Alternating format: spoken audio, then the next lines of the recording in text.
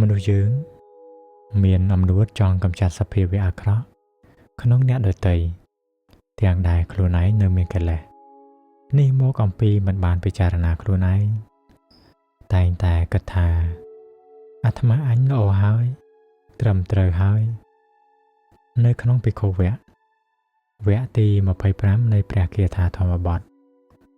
ព្រះពុទ្ធអង្គទ្រង់ត្រាស់សម្ដែងថាអ្នកចូលដាស់តឿនខ្លួនដោយខ្លួនឯងចូលពិនិត្យខ្លួនដោយខ្លួនឯង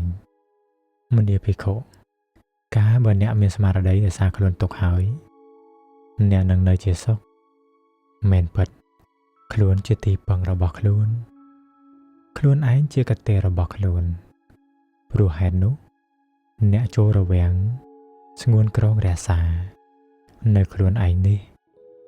ឲ្យដូចជានីពានិចរវាំងរក្សានៅសេះដ៏ល្អដូច្នោះឯង